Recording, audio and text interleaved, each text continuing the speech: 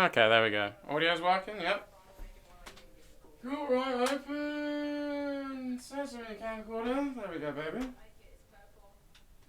Damn, do gay. Damn, do gay. Right, screen recorder. So hush that up.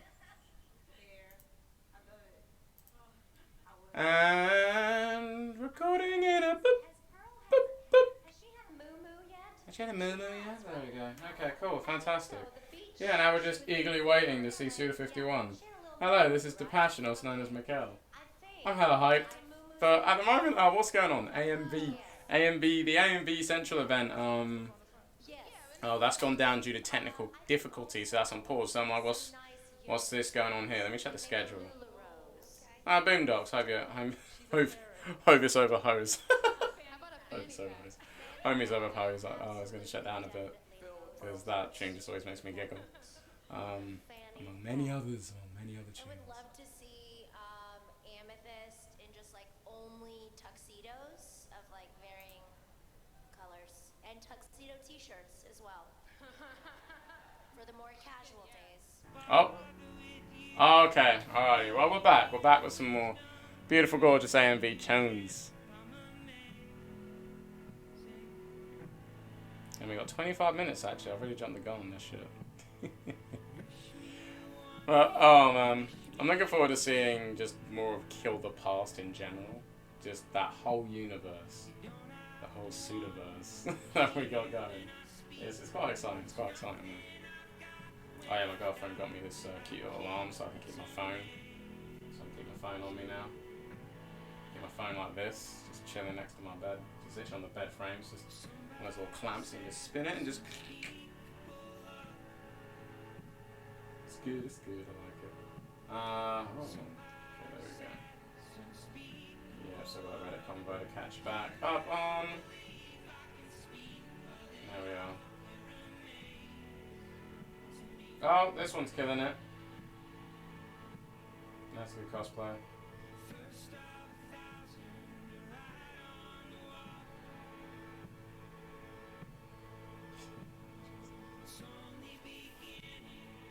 See, I'm usually against AMVs because for the main reason being that it's such an early, for quite a while in my head it was such like an early 2000s thing to do, or like I don't know, up to 2012. Then I'm just sitting there thinking like, wow, come just the whole internet grow out of this. But that comes down more down to music choice, really. I mean, as long as it's not like as long as it's not yet another Linkin Park tune draped over like Yu-Gi-Oh or Dragon Ball and that kind of stuff, right? Then I'm happy. But like when it's really something different, I'm just like, hells to the yeah, that's gorgeous. But we're getting some seriously interesting tunes now, and quite a few animes I've not seen before. Quite a fair few, so this actually gets me quite excited. Just like, oh my god, is this slice of life? Is it romance stuff? Oh lord! Every time it just catches my heart. I'm just like, oh Jesus Christ! I don't think I'm ready for this. I'm gonna die. It's just gonna be cute as hell. Jeez. Oh. Got difficulties again? What's going on?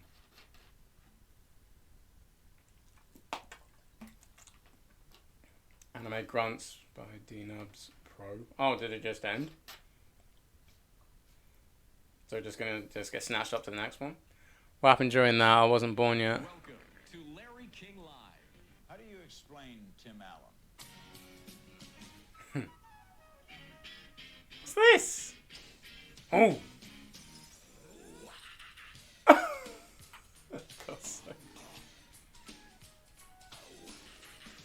Oh, this is good.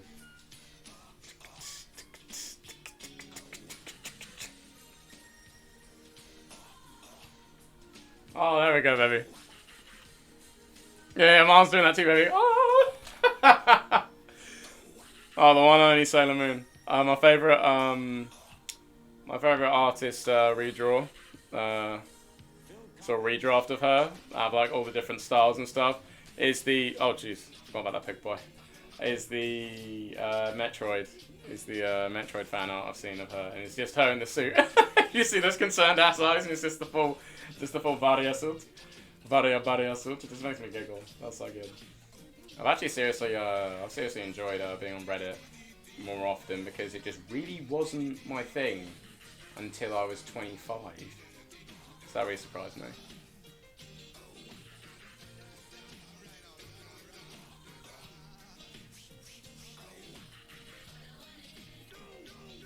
Oh, this is nice. This is good. Well, yeah, it's just got me more up to speed on memes and just all the different fandoms I just really freaking like. I'm on the Fist of the North Star Reddit. I'm on the No More Heroes Reddit. By the way, congratulations, my fellow violence-loving buddies, because we made it. We're over 2,000 members strong now. We've done it. And what other Reddits am I a part of? A fair few ARMS. I really enjoy being in the ARMS Reddit, and I'm in like 4 or 5 different ARMS Discords now. Just pestering for friendlies time to time. I actually have the guts to do it because there's a lot of amazing players in ARMS. It's actually crazy. I'm gonna claim this player to be among the top like 5-10. I think it's Rifa or something like that. Rifa. But yeah, just among that kind of group, just being like the top. Among the best of the best when it comes to ARMS. This is really exciting, and I'm playing with Joy-Cons. And like, oh, the movement's not as accurate, but you can guide your punches a bit better, kind of thing. But super fun to actually see if we can give that a go and have a lot of fun there. Actually, what am I doing? I'm trying to pluck them off from memory. If I let you have my phone just sitting right here. Why not? Ooh! Yeah, I never got into Naruto. It's a damn shame. But I guess because of how much is in my face at one point, I'll just be like, yo, you know what? I hate this shit, because all I'm doing is hearing about it. Okay, so I've got No More Heroes, I've got to hold my feeding tube, produce my script, memes. I recently hopped on a writer. Dancing! Reddit dancing. I'm quite surprised the Reddit's like, so I don't know what it is, I feel like I'm cursed to like, join more often than not like quite niche or small Reddits. When I mean niche or small Reddits, it's under like 10,000 people kind of thing. It's really weird. It's really strange. I just keep joining them. New tuber, because I'm a new YouTuber. Carport Vanguard. And yes, Metroid ARMS, as I mentioned before. The guinea pigs Reddit. Because guinea pigs are adorable. No, don't. Oh my god, don't. Such an early 2000 things to enjoy. Yeah, just cue up the fun song, the different anime characters. I'm just like, seen that too many times. Oh, Mall Ninja bullshit is so goddamn funny. It's the most. That one Ocelot scene from Metal Gear Solid 5 just perfectly nullifies that entire culture. Of just like, yep, these engravings don't give you any tactical advantage. But, yep. People out there like not even in the army, like, oh, yeah, I would have done this. I'm not even in the army, but yeah, I would have done this. I would have got my sick ass like neon switchblade or whatever shit and done this kind of bullshit. I'm just like, why? And yeah, next fucking level stuff, always fun, always great to see. Just in the star, dude, so I can see that again. And Pepsi Man! Oh man. Also, yeah, I've been recently playing Vigor. And yeah, just going on little scavenger runs and doing my best just to stay alive. Because it is one hell of a cool ass game. Like you just run in. You're not even dropped in from the friggin' sky. It's almost like your character just wandered out and just found themselves on a certain part of the map, and you just scrounge around for supplies. Procure. It feels a lot like just procure on site kind of deal. I love it. I love that kind of style of gameplay. And you can either hunt down other players, you can wait till the airdrop, big supply drop comes in, where all the real good stuff is and resources are in there. And yeah, or just simply what I've been doing recently is just browse around and find resources. And all this is just in the encounters game mode, and I've only recently picked it up. I've been really enjoying it. One of my last encounter matches. I was getting chased down by a player. They had a gun on them, but they just didn't shoot me. So I was like, idiot, I guess you just found a gun with no bullets, so you wasted your bullets earlier. Idiot. But then, and it crossed my mind today that, like, oh, maybe they wanted to team or something, because that teaming bull crap still happens, like no matter what, when it comes to any kind of game that's even similar to Battle Royale. Kind of games, like it still happens. I'm just like, I wish we were past this crap. I wish we were, because Jesus Christ, man, it gets so annoying.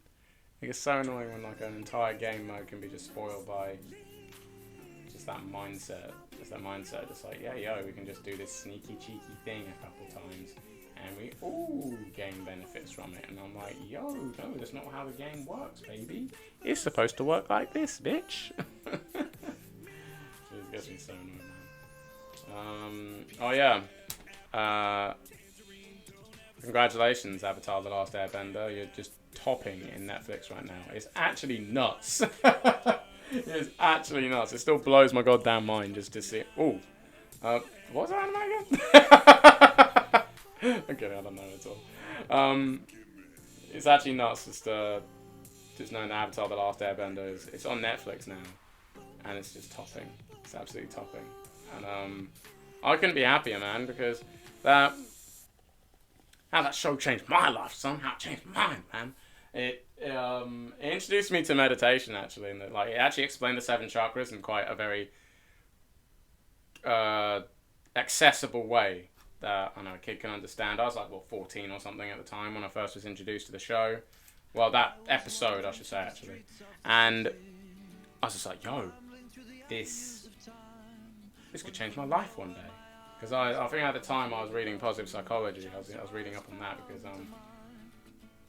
I hit a point in my life and I was like, you know what, I don't want to be all miserable and shit. So then I picked the positive psychology book, and then that episode rolled along, and then I was like, okay, what chakras? And I started googling that and got into meditation, and then the episode is very impactful, and just that whole show is as well. It really is a fantastic show. Like, honestly outstanding. Like, it does storytelling pretty goddamn well. with martial arts and elemental powers. Like, it's actually outstanding. It really is beautiful. Like, I can still go back to it and find something new or learn something new, and just to study up on it. It's really one of those shows you can just sit down and you'd have a great time, like, throughout your lifetime, just watching that show again and again, just gradually. Like, as you get a bit older, a bit more mature, you then check it back again, you appreciate it for a different reason and a different reason and a different reason, and the show just grows with you. It's beautiful. Beautiful. It's a cool ass show. Like, there's some parts that don't age as well. I don't admit that. Nothing is perfect. I can't queue that shit up like in a list right now. Because I'm tired, man. But it's a fantastic show, dude. It really is. But yeah, I'm so happy that. But the funny thing is, like, it's been on Amazon Prime for like frigging ages. Like, that's how I've been watching and rewatching. It was just on my Amazon Prime account. 'Cause I'm one of those weird people that has one of those. And actually watches the streamed the amazing shows and stream services that are available on there. I do find that strange. I'm like, I'm ahead of the streaming curve when it comes to Avatar: The Last Airbender, and Legend of Korra. I'm not even gonna joke and say like, oh yeah, Legend of Korra is a good show. It's an alright one, but like, it's it's always exciting. It's always exciting just to see posts about Avatar: The Last Airbender and then Legend of Korra, and then seeing any kind of feats that are just relevant to Aang, and straight away there'll be that one comment that'll be like, yeah, Korra's shit. Like, no matter what, like, no, Korra wouldn't do this. She's too dumb and shit. I'm like, relax, please. Like, it ain't so bad. There's a lot of restrictions and stuff. Like, cause to be honest, like, compared to like, well, I think Avatar: The Last Airbender had seasons about like 26 or 30 episodes long, like each season, and Legend of Korra was like restricted to 12, and I'm just like, Jesus Christ, like, and they had 4 books. But, like, there's a lot of missteps. I'll admit that. It ain't perfect, but when it comes to Avatar: The Last Airbender, when it comes to story structure, I'm just like, yo, how do they do it? They made this like made this thing last like goddamn long. But I was gonna get onto something about the show. I wasn't dropped out my skull because I babbled on about Legend of Korra too much. Shit. Legend of Korra's ruined another thing now. It's ruined my train of thought. Oh, no, it really is a great. It really is a great ass show. It got me interested in kung fu again because I started my martial arts journey. It was originally samurai, and then that's when I was tiny. So that's when I was tiny. Then I went on to taekwondo way later. Really, this became a finalist. Well, then it is Demon Slayer. So. Demon Slayer fan, baby. So anyway, whoa.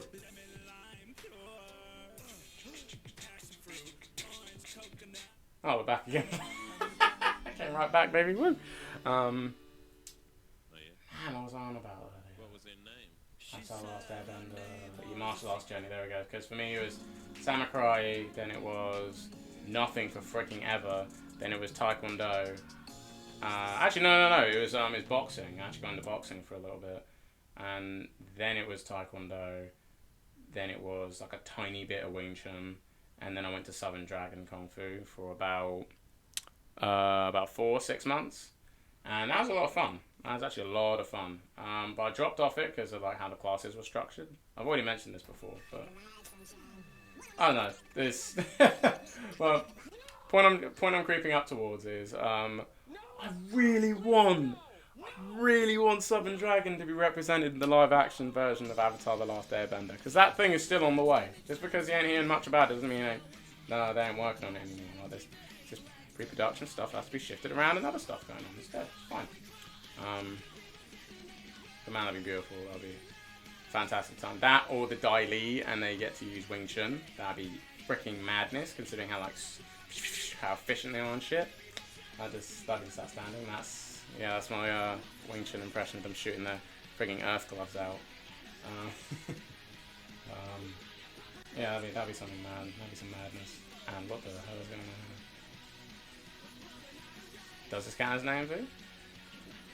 No, that's not Fred, is it? I forgot how much I hate Fred. I genuinely forgot how much I hate Fred. And it's like, wow. I don't know how an audience is there. Specifically for just, look at this graph! Specifically just for like a screeching child. It's always angered me. Well, teenager, actually. Yeah, they managed to escape that entirely. Oh, is this like a compilation of vines? Oh, dude, that's some classic vines here. That bottle flip.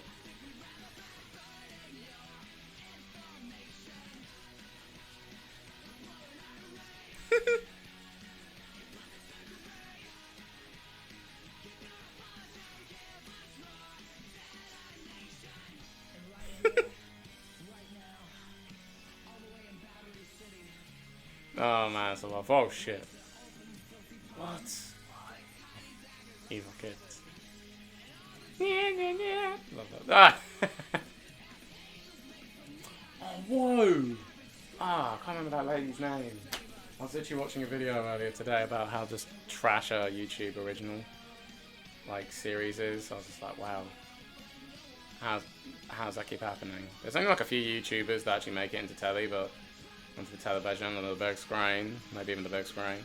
But yeah, I think you don't hear much about them because they're actually doing all right. They're not fucking up so badly that they need everyone's attention. They're like to be like, yo, this is trash. Like, jeez. Yeah, how's the things been with me, man? How's the things been with me? When it comes to No More Heroes, things have been going great. I got a No More Heroes review / wish list. So that will cover just all the stuff I didn't like so much when it comes to the first game. Covers as many things as I could think of at the time of writing the script, because I wrote that script back in I think it was early April. It was early April when I wrote the script up and did the recordings for it and stuff. And I'm just on the fourth and final part of it now, so I am super excited to get. It's just putting the clips over it now. No, it's not just the clips. No, it's cropping and fixing up the audio there too, and then that'll be done for No More Heroes 1. But like the fantastic part for me is well, for today especially, is that we get to see Suda again. It's been a while, and this is I did actually say that I feel like we're gonna get some kind of good news in May when it comes to this game, when it comes to No More Heroes 3, that or in June. And whenever I spoke to my girlfriend, I just kept saying, we're going to get some great news in June. And that is more relevant to the lockdown. But, regardless, this is the correct channel for Suda51. Hells yeah, baby! This is all that we need. Oh boy, it's like, we've got 6 minutes till we see this handsome man once again. I'm rather drama and serious. Cool, they won, woo! But yeah, it's going to be fantastic. It's going to be fantastic when I get around to the second game. I had some big plans for it, but like I said in my previous video, that's going to be shifted over to a side project. If anything, it kind of frees me up to do more. To do more within that, because who damn Wu-Tang, it's going to be beautiful. It's going to be cheesy. It's going to be cheesy, warts and all kind of thing. It's going to feel like that. Yeah, but kinds of people are hyped in the chat now. Congrats, woo. Yeah, they're super happy about the, yeah. Super happy about the recent winners for the AMV contest. I'm quite surprised about this AMV contest, because I'm like, you know what? That actually seems like a fantastic idea. Like, if you just miss out on a convention entirely, on any sort of con of any kind, you just do this. And I'm like, that's fantastic. That's actually a great chess move there, baby. It's fantastic. We stand stands. That's fantastic. That's cool. I've actually really been enjoying JoJo's Bizarre Adventure. I recently finished part 3, finally, after me just spoiling so many different parts for myself, because it all kicked off really with my interest for JoJo Bizarre Adventure from I think it was 1 minute. I think it was a 1 minute Melee episode, and it was Kenshiro versus Jotaro, and just the and the that going back and forth, and just seeing Kenshiro in action, man, like it was just so awesome for me to see, and it felt like that new and old generation of this particular kind of shonen, when it's all kinds of crazy, all kinds of badass, emotional, and weird. Like, that's what both of those animes really, in my eyes, that's what it sort of stands up for, and represents for me. And, like, there's all, like, subtle storytelling stuff as well. Like how it, especially for Kenshiro, actually, because, god damn, that dude's a badass and untouchable for so much of the anime and the manga. And then all of a sudden he rocks up against a guy that his Hokuto Shinken just doesn't fucking work on. He's just like, oh god. Salsa's friggin' terrifying, man. Just how confident he is, man. Like, imagine a dude that snarky and confident, and he's just a regular Joe Schmo. He's acting just like, yeah, no matter what, I'm untouchable, dude. You can't fess up to me. Try me, motherfucker. Try me. Like, dude, and he has that mentality. He's just so above everybody else. Like, yeah, Sal's is crazy. Sal's is absolutely crazy. But yeah, sorry, going back to it. Yeah, because I got curious about that. Then I was like, well, what's this Muda thing to do as well? Because and then I just started digging, and I found out, like, okay, there's this whole entire anime, and there's all kinds of these memes that started cropping up a bit more. They cropped up a bit more when it came to just how Google just shoves that kind of thing back in your face. If you look it up too many times. And I was like, yo, I might give this stuff a shot. Let's see where it all begins. And like an actual normal person would, just Google where it even starts, and then, whoop, okay, this is it. Guess this is where the series starts. Phantom Blood, let's go. And I just went straight through. I'm still stuck between Jonathan and Joseph, being my favourite Joestars at the moment. Because, god damn. From what I've viewed so far, they're both my favourites. They're so up there. Like, the story ain't perfect. I know so many people are just like, no, yo, it's all about the stands. But I'm gonna let you in on something. Subtlety, story, and horror are important as well. Like, Jonathan is a frigging badass. Like, more often than not, I was just like, shit, how's Jonathan going to get out of this? Like, genuinely, I was like, holy crap. And Joseph? He gets the Pillar Men? Like, dude. Like, I genuinely thought he wasn't going to make it. I'd be like, well, I hope he just nutted in somebody and then his bloodline just continues. Like I think it's just halfway through Battle Tendency. I was just like, yeah, no, he's screwed. Like, he's done.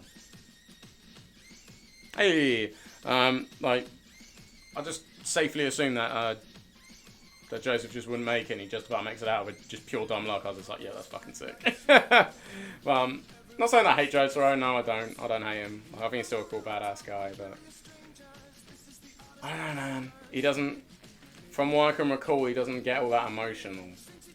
And I know, I just find it tricky when I don't witness a character of any kind, in any kind of medium, when they don't go through different ranges of emotion. Like, it's, like, in a way, it kind of hurts the story a bit. Like, if they're considered the main character, then I would really, really like to see very different emotions and just very different emotions, and then also just like actions and like as and when and how and who, just aspects. There we go, different aspects of their character. Wow, that was hard. That was a hard word for me to find, but it is. I don't hate Jotaro. It's my first view, my first full viewing of Jotaro in Stardust Crusaders. I ain't saying I hate the part, man. There's some powerful freaking moments. Polnareff. Like, Polnareff, what the hell he's gone through. Like, Jesus Christ. Kakyoin! And Iggy, and just the rest of the crew. But it's really by the end is when you really see Jotaro, like, actually a bit spooked. Fears for his life. And it's still outstanding, it's still epic, it's still super cool, but Joseph's funnier, and Jonathan is just, something about Jonathan, he's like such a good boy. Suda! I gotta shut up, Suda. What's going on, guys? Welcome to Momocon Online. It is your boy, Hollywood Veterans, the Game Attack Stuntman Gene, and I am with the man, the myth, the legend himself, Koichi Suda. Suda-san is in the building. We have done this panel for the last few years together. I'm glad to be back. I'm glad to be back at it again with my man, Suda-san. Guys, I hope you're going to enjoy it. We got some good stuff in store for you. Suda-san, how have you been? I know this, everything right now has been a little bit crazy. That's why we can't be with each other in person, but I'm glad that we were able to hop on this call and do this panel virtually. So how you been, my friend? 状況が状況なんで、ちょっと直接会ってパネルはできなかったんですけど、とりあえず Where's the interpreter? で、最近はどうですか？そうですね。まさにこういう形でテレワークで僕らも仕事してます。そして今年のモモコンもね、実は行く予定だったんですね。また今年もモモコンの皆さんに呼んでもらって、アトランタのみんなに南部の皆さんに会えるのをすごく楽しみにしたんですけども、まあでもこういった形でまたモモコンに、ね、戻ってくることができてすごく嬉しいです僕は。This is pretty much the way he's been doing his work for the past few months, via telework. And he had planned on going to Momocon directly this year, seeing everyone in Atlanta. Unfortunately, he wasn't able to do that because, again, the situation's gotten kind of funky. But he's really glad to be able to participate in this panel, even remotely like this. So thanks a lot for having him. Good times, good times. Well, for those of you who may not know who Suda-san is, which I can't imagine that, because, I mean, his span of life's work has spanned over 20 years. He has 20 years of amazing. I'll get my beverages going. Enjoyed and loved the history, the connection that we've had with so many of those characters. So this man truly needs no introduction. I mean, from his roots to where he is now. But I want to pop back in real quick. So, Suda-san, like you said that this year started off a little funky. Right, taste the Coca-Cola. Things are crazy over there. Things are crazy here. I'm in California right now. We're stuck in quarantine. So I don't know if I've left my apartment in the last 2 months. But I know that last year was a great year, especially a great year in video games. So what I want to ask you, since the last time I saw you, what was your favorite game of 2019? Like, what did you have the most fun with in 2019? Say it's Ape Out, dude. Even though I know you recently finished it on Twitter. いろいろわけのわからんことになってきちゃってるんですけど、2019年最後に会って以来、いろんなゲームができたと思うんですけど、どちらか的に、一番良かったなと思ったゲームはどれですか、2019年。そうですね、今回の、まあ、自粛の中でも結構ゲーム付けで、まあ、みんなもゲーマーのみんなもそうだと思うんですけど、Because I feel like super special. まあ、スイッチで結構積んでたゲームとかもたくさんあって、まあ、インディーゲームもたくさん遊びたかったのを全部拾ってったんですけども、結構やっぱりこう自分が相性良かったのは刀ゼロですよ。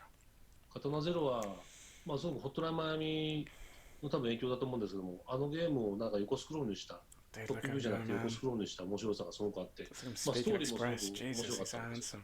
で、アートもすごく最高だったし、いやすごくハマってしっかりクリアもできたので、遊び応えになる。Actually, genuinely a bit starstruck to see him. 大好きです。Probably just like gamers everywhere, ever since the whole quarantine lockdown stuff has started going on, he's pretty much been playing video games all the time. There were a lot of really cool games that came out in 2019. A lot of cool games came out for the Switch. He's been playing a lot of Switch games and especially a lot of indie games. And one game that really stood out for him was Katana Zero. It's sort of like a Hotline Miami type game. Like if you took Hotline Miami and made it into a side scroller. The story was really cool. The gameplay was awesome. The graphics were great, and it was a game that really kind of resounded with him. He's played through it a lot. He's cleared it. That was probably the game that really stood out. Oh yeah, dude, I've had my eyes on those Joy-Cons too. I need to get them soon. Okay. Oh, I see. Yeah, he's got his Switch. I'm right there with you. I got my Switch right here. I'm pretty sure. Let's see. Katana Zero is on my list of on my wish list for my Switch. I'll check if it's on sale. Online right now, so they can it's only way I can buy these damn games now. It's only on sale. Katana Zero. So if we could find a clip for that, I think that'd be great if we could show the people at home that clip. Oh yeah, baby. I'll move my ignorant mouse out of the way. Oh, this is on the Death Drive, didn't you know? Oh, dude, yeah. Dude, I'm 2 souls on this damn game. It looks so good.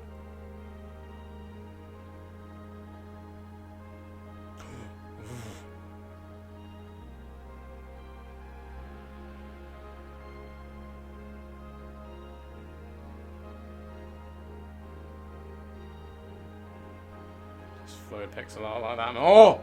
God damn! Don't bring him into No More Heroes 3, man. He'll devastate. We'll forget Travis is even there. Look how cool this dude is, man.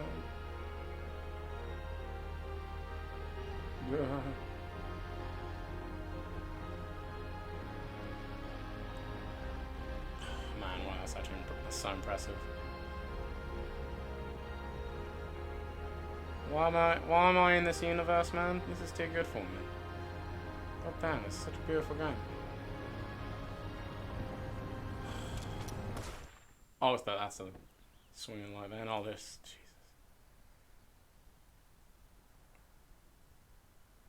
I'm gonna be scared to play that. I'm scared to play this game. If it's gonna treat me specifically like that, and it's just have your character just be, you'd be like, no, none of that happened. You gotta do it all again. All right, I can absolutely see why you played through that a few times. That game looks super fun. I'm gonna have to download it on my Switch. Katana O. All right. We just saw Katana O, by the way, guys. You just saw Katana O, baby. 遊んじゃうっていうのは全然すごくわかります。すぐにスイッチでダウンロードして自分もやろうと思います。本当おすすめです。もう死にゲーなんだけども、やっぱり何度も繰り返してクリアする喜びっていう、本当ゲーム本来の楽しさが詰まってるのと、あとスケールがねでかいんですよ、ストーリーも。本当に何か映画なりドラマになるぐらいのやっぱ面白いストーリーなので、すごくおすすめです。Yeah, he highly recommends it. It's a great game. It's the kind of game where you're going to do a lot of dying, and playing through it over and over. And when you finally get to clear the game, just that kind of sense of accomplishment you get is really great. The story again is really great. It's really well written, and it's really meaty. It's the kind of game that could probably be really easily made into like a movie or a TV show even. And again, he highly recommends it. Okay. All right. Well, speaking of things that highly recommend, so what's up with this dude's mic? Myself included, the fans, we have a very long history with No More Heroes, and I want to kind of slide into No More Heroes because I know that there was an E3 trailer for No More Heroes 3. So I just want to touch on like how much okay, maybe we should roll the trailer first. for anyone who hasn't seen the No More Heroes 3 trailer, and then we can talk about it. Which one, man? Is it actually the E3 one we're going to get, or if we get the return one? Oh, thank God. We get the return one. I'm going to wait for 5 minutes to see Travis for 20 seconds. Oh, you can see Death. You can see Death on the shelf. That's something new for me. Oh, this is the extended one. This is the extended one. This is the way. Oh, boy. It's so weird to see Travis just look like such a Joe Schmo. Was today the 4th of July? If not, is the Empire striking back or what? I remember seeing this at E3. I was like, wait a second, is that Travis? Wait a second. I was like, oh, well, okay, we'll just enjoy this. It's pretty slick, it's still pretty cool. And I noticed the hair changed a bit. It looked like it changed a bit. Key, motherfucker. I did not notice the death drive on that belt until like the third or fourth viewing of this. Oh, here we go. This one gets dreamy. That looks so good. This is incredible. As you can see, things got all funky real quick. There's probably some type dude waiting for me up ahead. Yeah, I screamed as soon as I saw him come out. No, it's from the beam katana. I'm seeing the beam katana. I think I was chilling out with my friend Scott, watching this E3, watching this when it was released.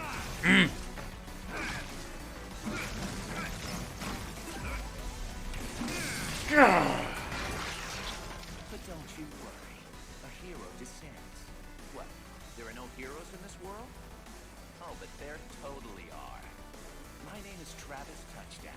I'm the last hero around, here to save the world. I'm also just a passing assassin. Now let's do this. Start the game. Dude, too much fun, man. Every time seeing Travis, man. I just get so happy. I'm just like, Unreal Engine, baby, let's go. Oh, APAL got a mention at the bottom there. That's a bit strange. Oh. I just noticed that. Anyway, yeah, no, I was with my friend. The Putman when we saw that trailer. And my goodness, just so happy to see Bloodberry. For some reason, I thought it was Tsubaki 1. For some weird reason.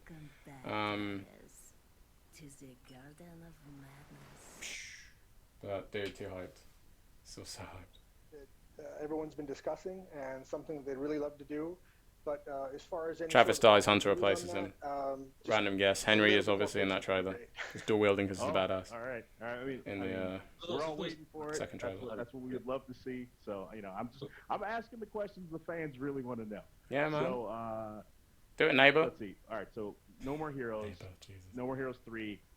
I mean, the trailer looks fantastic. I can't wait to play it. I'm surprised he's brave enough to say anything about it. I definitely want to, really get into that. Hopefully, by Momocon next year, we can be back in person and we'll have a little more news that we can share with that. But I want to talk about something else because this is although it's a crazy year, it's a big year, especially with anniversaries for some of your previous works and some of your previous titles. So I want to briefly go back to the Silver Case. If we could talk about the Silver Case a little bit. He was surprised. He was, oh, whoa, yeah, we want to hear about that. Okay. Your franchises. Just kind of let's go back through the history of some of those kind of iconic games that are celebrating anniversaries right now. Good, man. Because we had a schedule. 須田さんの、言ったら最近ファンになった人のためにちょっと、過去の作品とかいろいろ Yeah, Hollywood Gene, you got in trouble for pulling that up first, didn't you? Oh そう God. ですね、シルバー事件はグラスホッパーのデビュー作になります。1998年ですね、発売は1999年か。1998年に僕らグラスホッパー設立して、1999年初めてシッピングしたのがシルバー事件になります。テキストタイプのアドベンチャーゲームになります。海外で言うと、なんだっけ、ジェームスお任せします。はい。The Silver Case was Grasshopper Manufacturer's first official game. The company was established in 1998, and Silver Case was the first title they shipped in 1999. It's a really text-heavy adventure game. There aren't a whole lot of games that are really similar to it, but to compare it with something, it's in a way it's almost like maybe an old school Zork type game with graphics. で、2017年に HD リマスターという形で、新しい、スタイルで、新しいプラットフォームで発売することができました。And in 2017, they were finally able to release the remastered version. The game was not only remastered, but obviously, you know, being many years later, they were able to release it on a few new platforms also. まあ長らくは遊ぶことのできないゲームだったんですけども、今はシルバー事件とその続編にあたるシルバー事件25区というこの2つのゲームっていうのは、まあ、世界中の皆さんに遊んでもらえる形で。I'm so surprised they put that Memory Heroes 3 trailer. スチーム Like と so early いく into つか this の多分新しいプラ conversation. ットフォーム、それから PS I would have done the same, man. Even if I was looking directly at the schedule and like let's say it's like in the final 10 minutes, I'd be like, For years, it was a First really difficult game for people to get their hands on and first play. question, not even how are you? Now the remastered version out, it's much more accessible. It was released to Steam and a handful of PC platforms. Everything for time. Not only the silver case itself, but the silver case, as well as its sequel, the 25th Award, are now available on Steam, a few other PC platforms, and PS4. I think that's super important right now, especially since a lot of people are stuck at home. A lot of people are playing video games, so a lot of people are looking for more people playing video games. Content. Look how violent we're gonna get. Content to start playing. So I think actually, if we could, do we have a video for Silver Case? Because I think if we could, please, I've actually never seen Silver Case. People that may or may not have been exposed to these games previously, I think it'd be great. Those sinful people ain't been exposed to it. A little taste of the game. Because that'll probably lead to some people. Oh yeah, it has some of the animation in it. Yo, I ain't never seen that before. I think that's a hard life to live to never experience anime. That's a hard life to live. How do you get cultured?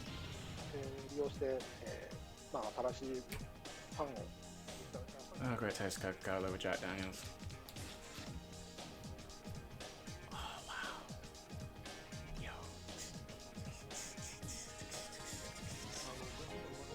Imagine if any of these peeps rocked in No More Heroes 3.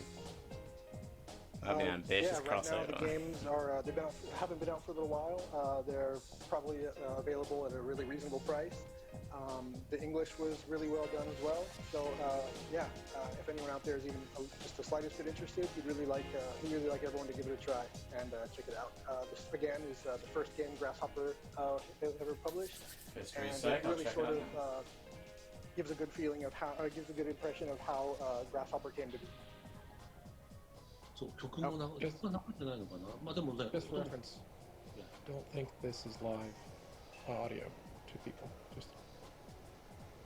So I think, and this is it's for anyone who doesn't know this history. Now, Suda-san, correct me if I'm wrong, but I want to say that in one of our previous interviews, we talked about this. And back, so this game was published by Grasshopper, but that team that you were on for that was only like, wasn't like 10 people or less than 10 people that made this entire PlayStation game. Portable? I got a PSP still. I'll re-buy like a year or two back. 手掛けたチームっていうのは、当 How's 時 the kind of は PSP? 10人とか10人以内だったんじゃなかったんですかね。いやまさにそうです。最初スタートは3人からですね。3人から始まって、まあ最終的にチームとしては約10人ぐらいで作りました。まあスタジオ規模も小さくて、まあだんだん人がこう集まってくる形でゲームを作ったので、本当に。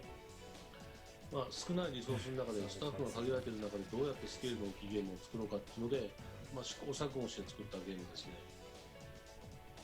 Yeah, when they started out, it was originally a really small team of actually just 3 people. As they went along, they kind of picked up new members here and there, and in the end, it ended up being a team of around 10 people or so. So, you know, they didn't have very many resources to work with. They sort of had to work with what they could, what they had. Dude, that's punk, man. I like that. In the end, they were able to somehow get the game out with a really small team. That's badass. I like that. Which is, you know, sort of amazing for the time even. But yeah, it wasn't nearly as big of a team as they would have liked to have worked with. I mean, it's amazing for that time, but it's amazing for this time. If you look at the quality of that game and how much went into that game, to see what was accomplished with so few people, I mean, that's incredible no matter what the time is. That's incredible for any video game. And then I kind of want to slide from Silver Case into one of I know it's a big fan favorite. But can we talk about Killer 7? Is that can we Oh, talk about that a baby, little bit? please, I know that please. a lot of people enjoy that franchise. Oh, no, I can finally actually play Killer 7 A lot of people because I'm enjoy that actually aiming to get a decent PC. And I think that that's something that definitely could use some more exposure right now. I'm trying to think of all the games that, like, you know, if I was sitting at home and I had just time on my hands to play video games, what would I want to expose someone to right now? And I think that's a great example of one. 10 out of 10 on Steam, dude, so come on, Fry. とりあえず、津田さん作品を、初めて知る人に何か紹介するとしたら、どのゲーム紹介しようかなって考えてると。 Actually, one game that has to go onto Steam is The Incredible Hulk Ultimate Destruction, just so I can get my Juggernaut bitch mod in, dude. Still not on PC, still not on Steam, don't get it. まさに僕は初めてモモコンに呼んでもらって、ファンのみんなの前で発表できて、ファンのみんなからすごく熱狂的に歓迎してくれたことを今でも忘れません。そこですごく本当に音楽のライブ会場かと思うぐらいファンのみんなが熱狂してくれてですね。そのキラー7が今 PC プラットフォームですけども、リメイクすることができました。これもね昔遊べなかったんですけども。Especially for Master Smith. 一昨年はい。発売できましたので、これもぜひお勧めしたいタイトルですね。そこから作品で。Killer 7 was actually the game that he showed off the first time he was invited to Momocon, and he said he's never going to forget the experience he had. Basically, the fans, they freaked out. They treated him like a rock star. It was like he was putting on a concert or something. Everyone kind of went crazy for it, and that was a really great experience. Killer 7 was another game that for years was somewhat hard for fans to get their hands on, and last year or the year before, they were finally able to release a remastered version to PC. So once again, it's been made more widely available, and it's another title that he'd like to get as many people out there to play as possible. I know that's definitely. Do we have a clip for Killer 7 that we can show the people? Don't show the Punishing Rangers, man. I only very recently saw those dudes and dudettes. これそうかな。ああ、プレイ動画だこれは。懐かしいな。It's really nostalgic watching these videos. アトランタのファンは本当に熱狂的で毎年大歓迎してくれるんですけども、いやいつも何人組か5人組ぐらいで同じ T シャツを準備してくれて、ね歓迎してくれるファンのみんなも今多分見てくれてるのかな。Oh, that looks so cool. Everyone in Atlanta is really welcoming. They treat him really well. Everyone's really passionate about the games and stuff. And every time he goes out there, there's at least 5 or 6 people wearing the same old school T-shirts from the game. And he's wondering if those people are watching right now, but he's sure they are. But yeah, every time he goes to Momocon, everyone treats him really awesomely. So while the trailer's playing, I gotta point something out. Because Suda mentioned that he gets treated like a rock star. I think part of that's because he looks like a rock star. Like I'm not gonna lie. He is a rock star. Like I kind of was expecting the full, the scarf with the glasses and like I was thinking we were gonna get the full rock star Suda-san right now. 正直に言うとちょっと、がっかりしたって言いますか、津田さんっていうともうなんかロックスター的なイメージがあるんで、いつも通り、マフラーにサングラスとかそういうイメージで出てくるのかなと思ってたら、そうでもなかったから、どうなってんのってちょっと思っちゃったんですよね。今日の話？はい。それじゃあサングラスしないとね、ちゃんとね。Ah, yeah. At the very least, you can put the glasses on there. そうそう彼らはなんかディスコードになんかグラスホッパーのファンサークルみたいなのが作ってくれてるみたいで。Oh yeah, I saw a mod of I don't know, some big ball and it's just rolling at the player in Killer 7. I saw a mod and it's just Fu's face on it. I was just like, dude, that's incredible. The group of fans have put together a sort of fan circle type thing on Discord. And unfortunately, he's not on Discord and has no idea how to use it, so he hasn't been able to actually participate in or check out the Discord. So if there's anyone out there who could teach him how to use it, show him how to at least check out what's going on, that would be great.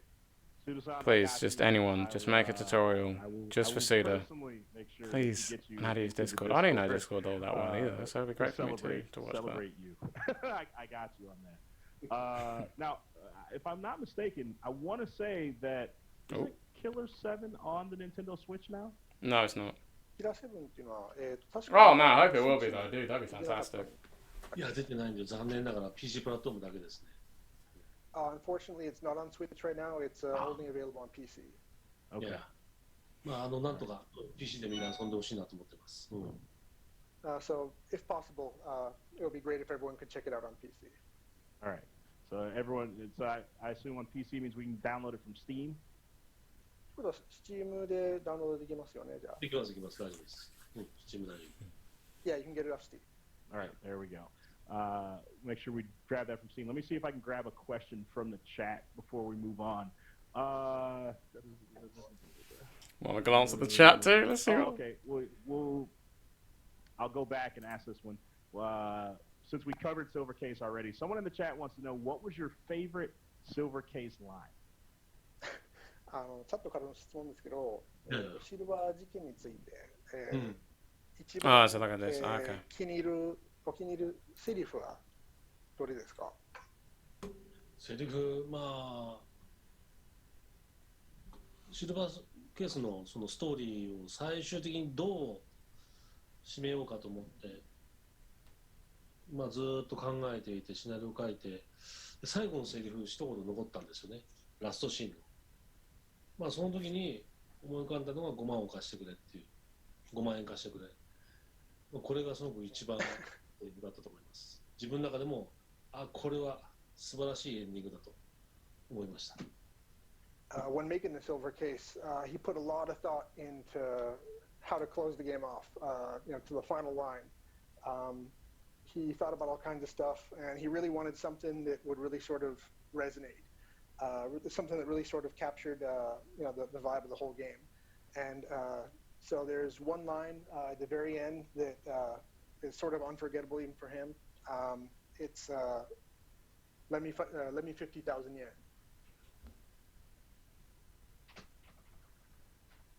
All right. So I think that I was sitting here and I was thinking of other games that I wanted to make sure I brought up too. To the fans in the chat and the viewers online. And Killer 7 obviously just took me down the road of just thinking. I was like, Killer. Oh yeah, I'm like, Killer is dead.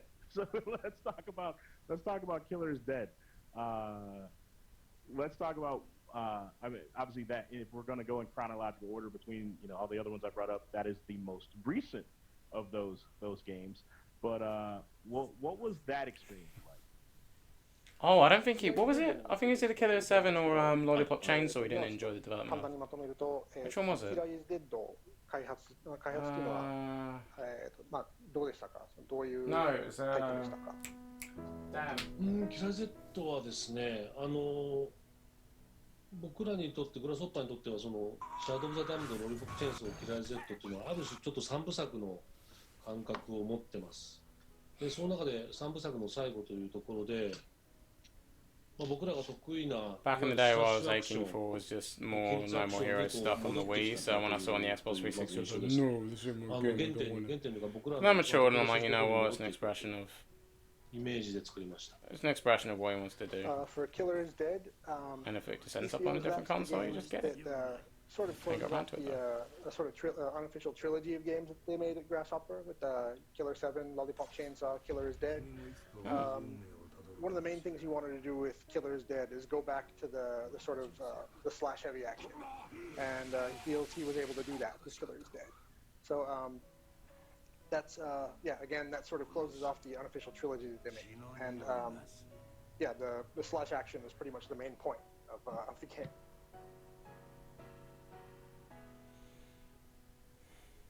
Sorry, I got caught up watching this trailer. The scene with the moonlight and the just knowing that the sword swing is coming with the moonlight there and the shadows. I love that scene. 月光と影とかのシーンを見てて、すごく見とれてたんですけど、刀がシュッてスラッとするところがもうかっこよくて。そうですね。うわ。ここはとにかく苦労して作ったんですけども、すごくスタイリッシュな絵になったんじゃないかなと思ってて、結構若いゲーマーのファンはキラー Z が一番好きなゲームって言ってくれるファンも多くて、本当にこれはスタッフがなんて言うんでしょう、グラスホッパーのいわゆるスラッシュゲームの集大成みたいなところがちょっとありますね。そのぐらいスタッフも成熟した状態で作 Damn, れたゲー it's ムだと。 crazy. This is amazing. I didn't look up Killer is Dead all that more. Yeah, it was sort of a hard. They had a bit of a hard time making the game, but in the end, he feels it was worth it. A lot of the younger fans tend to say that tend to tell him that Killer is Dead is their favorite Grasshopper game. Again, it's really kind of slash action heavy. He feels that it's sort of the pinnacle of the slash action based titles that Grasshopper's done so far, and he feels that the staff working on the game were really sort of at the top of their game when they made it. So he's happy with how it turned out. Yeah, it's fantastic. Looking back to the history of it, I thought of a good question just based on everything that's going on right now, because obviously I can't ignore what's happening in the world. And so many people are being affected, and there's so many challenges happening right now. And it just reminded me that kind of this is the time where I feel like this is where flowers emerge, right? Like because of the times that we're in, this is where people are learning new skills. This is where people are developing their craft. And as a video game developer, what would you say is one of the most challenging things that you had to deal with? If I was going to talk about Flower, Rain, and Sun game, whichever way you say that, it could be with any situation, but because I feel like that would be inspirational to someone right now that may be finding this time difficult to see you and to see the success that you've had, that the challenge won't last permanently, that it's a temporary situation, but you will get through it. I've been just going ham on writing, man. Like, I just went ham on writing like before the lockdown, and then into the lockdown, and still going strong. I got like what, two games I'm writing for right now. It's quite fun. And 2 films. 2 like short independent films. The Magic of 5 is great fun.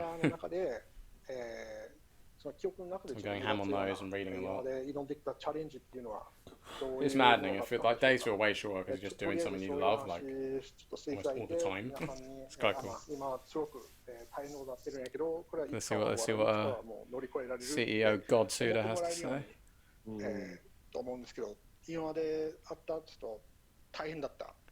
Whatever you say, man, you're gonna be そうですね。10 times, billions times more my hero just because you 世 said 界 it. 各国、今は本当世界全体がこういう状態になっていて、本当に大変な状況になっていると思うんですけども、まあ、それぞれの国でいろんな、大変な場面が直面したと思います。ただ、特に日本に関して言うと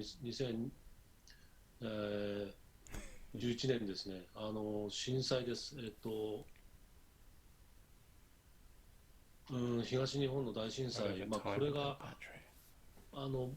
日本人にとってはすごく、大きな失意といいますか、すごくショッキングな出来事で、まあ、僕ら自身も、まあ、僕らも東京にいても地震を体験したんですけれども、あの後の日本というのは本当に、未来というものは感じられなくなった、なんか時間が本当に止まったかのような瞬間というか、そういう時期だったと思います。あの時期をすごく乗り越えるのって、個人ベースでもそうですし、会社ベースでもそうでした。あと社会、経済というものもそうなんですけども、何か日本全体が徐々に一つになっていくような感覚があったと思います。まあそれを一つ日本は乗り越えられたんじゃないかなっていうところで、はい、また今回こういった、あのような経験は僕は人生でもうすることないんだろうなと思ってたんですけども、でもね、またこの世界規模で起こっている今このコロナウイルスの状況っていうのは本当になかなかショッキングで、まあでも今回は本当世界のみんながこう同じ場面に直面してますから、力を合わせて乗り越えられるんじゃないかなというふうには思ってるんですけども、まあそのためには本当エンターテインメントの力、ビデオゲームの力がすごく必要になってくるような気もしています。Yeah, as you said, throughout the world, time is really tough right now. And one thing that sort of reminds him of is back in 2011, there was there was an earthquake in Japan. I believe it was the Great Eastern Japan earthquake and tsunami and stuff. And at the time, he was in Tokyo, and he and everyone he was working with, they were able to, they felt the earthquake. It really had a direct effect on them, not as much as some of the people in northern Japan, but it was something that really sort of that literally shook the entire country. For a while in Japan, it felt like just time had sort of frozen. It got really hard to imagine having any sort of future. It got really hard to see things, looking up even in the slightest. And it sort of reminds him, the things going on now sort of remind him of that time. And he feels that in times like this, it's really important for people to, do what they can to just sort of get through things. And entertainment is something that becomes really important in times like this. He feels that entertainment, like video games, is something that really helps people get through tough times like this. And again, just like back during the earthquake, on a personal level and on a social level as well, again, it was really hard to see things looking up. It was really hard to imagine how things were going to turn out. But it's important to sort of keep yourself occupied and to keep telling yourself that, things are going to get better. This is going to end. This too will pass. So again, it's times like this when he feels entertainment and video games in particular are really important. And now seeing how, not just people in Japan, but people throughout pretty much every country in the world are, sort of coming together in a way. Everyone's facing up against the same challenges. Everyone's got really similar stuff they got to deal with right now. It's really sort of inspiring seeing everyone sort of come together in a way to get through all this. But again, just wants everyone to know that, we will get through this, and just try to keep your chin up and look forward to the future. Perfect. I mean, that's... Oh, yeah, well said, man. I wouldn't expect a not as amazing answer if he wasn't such an amazing person. So I thank you for that. So speaking of video games that, people are being entertained by right now, the Nintendo Switch is pretty much sold out almost everywhere on the planet. Like Come on, baby. It's crazy the amount of places where the Switch is sold out. So based on kind of the recent history of what things have happened, are there any plans on releasing any more of your past titles on the Nintendo Switch? Like maybe no, it's not a viable platform. On the Switch, or Killer 7 on the Switch, or 25th Ward on the Switch, anything like that? No Heroes 1 and 2 on Switch? 今世界中でほぼどこ行っても、スイッチがちょっと完売しちゃってると思うんですけど、本当です。今の話を踏まえて思ったんですけど、今後スイッチに、その過去の作品を、改めて出すっていう予定はないですかね。例えばキラーセル、キラーディベットとか、とりあえずこのゲームはスイッチに出そうと思っているタイトルって何かないですかね。まずシルバーケースですよね。シルバー事件に関してはなんとかそっちで出したいなと思ってまして、そういうお話もいただいてるんですけども、本当に具体的に動いていきたいなと思ってます。キラーセブンに関してはやっぱカプコンさん次第なので、僕らがなかなかアクションできないところもあります。キラー Z はどうなんでしょうか。I think it'd be easier to release Killer 7, but not as easy. Killer is dead. 権利自体は僕らなんですけども、販売権はゲームさんと相談しなきゃいけないので、そこも徐々に実現していきたいなと思ってるんですけども、はい。First off, Silver Case. That's one game that he would love to release on the Switch. There have been discussions about it. At the moment, there's nothing really concrete that he can say, but there have definitely been discussions about it, and he's doing what he can to make that a reality. As for other games, Killer 7, put simply, that's pretty much up to Capcom. There's not really a whole lot that Grasshopper can do about that. So again, that's pretty much in Capcom's hands. For Killer is Dead, that's something that he would have to discuss thoroughly with Kadokawa Games. The rights, different parts of the rights are kind of split up on that one. But yeah, those are all titles that he would like to see come out on the Switch if possible. But I guess right now, possibly the most realistic of those would be the Silver Case. Nice. Well, I will personally look forward to it because I look forward to being able to play Silver Case mobilely while I while I go for my long walks. So. シルバー事件はできるだけモバイルでやってみたいなと思ってる。確かに僕もこれで遊びたい、早く。うん。Yeah, he'd like to hurry up and play it on the Switch as soon as possible as well. いや、本当水谷さん、進みましょうね。All right, so I think. Wait, what did you say? 今の通訳しちゃっていいですか？大丈夫、大丈夫。He's asking my boss, Mr. Mizutani, to hurry up and get that out to the Switch. I was like, wait, I think I trained. Yeah. All right, so we talked about things being rough, but I think a super inspirational thing is because of your illustrious career, because of so many games and so much that you've done. Can you? And I know it's hard because the career is so long, but can you just choose right now? I'm putting you on the spot. Pick one moment throughout your whole career where you really felt accomplished. Like it doesn't matter if it was an actual launch, if it was during the process. That's a hard question for anyone, man. Even though you don't even make it all that big or whatever. It's like, what's your most special moment in your life when you feel like, yeah, you know what, I got this kind of feeling. That's a hard one. 例えばローンチだったり、開発中 Don't say no more heroes, come on. だったり何でもいいので、今はもう本当にもう達成感がすごい。もう今 Special gem. It doesn't have to be no more やっ heroes. たぞ Man. って You can do whatever you 思った want. 瞬間っていうのはどうでしょうか？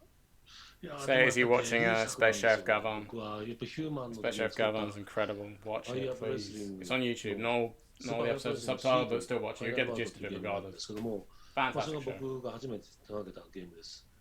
I've been watching it. It's pretty good. それお店に並ん I've taken a break だ though 時 recently because it's so に intense. やっぱり何とも言えない実感を得ましたね。でそれを店頭に買いに行く人をちょうどその場で見かけた時に本当に涙が出るぐらい嬉しくて、彼に本当レジで買おうとしてるところで声かけようかと思ったぐらい、かけなかったんですよ、結果的には。でもそのぐらい自分は今本当にこういう仕事をしてるんだ、ゲームを作って自分が作ったゲームが世に出て、でそれを買ってくれる人がいるというこのサイクル実感というものを Man, Hollywood Gene, 絶対忘れずに you've generally jumped the schedule as you mentioned No More Heroes 3 in the first 15 minutes.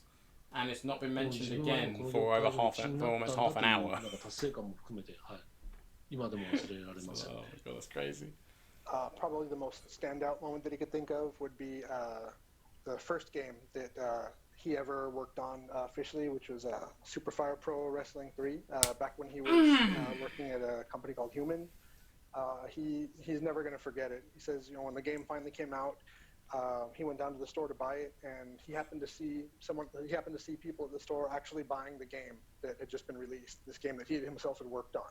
And that was the first time that he really felt like a true sense of accomplishment. He felt that, okay, this is a game that I actually worked on, and there's a dude here buying it. And he wanted to go up and talk to the guy. He ended up not actually speaking to him, but he was this close to just going up and talking to the guy and just saying, wow, that's cool. What he thought and everything. But that was the first moment where he really felt that he was part of this industry. He really felt that he'd sort of made it personally, being able to do this job that he's always wanted to do. But yeah, seeing someone actually buy the game that he'd worked on in a store and seeing that game released, that's the sort of feeling that he's never going to forget. That was one of the biggest sense of accomplishment he's ever felt throughout his career. That's beautiful. That's the perfect story, man. So, and that brings me to another great question that I think will help some people that are in the chat right now.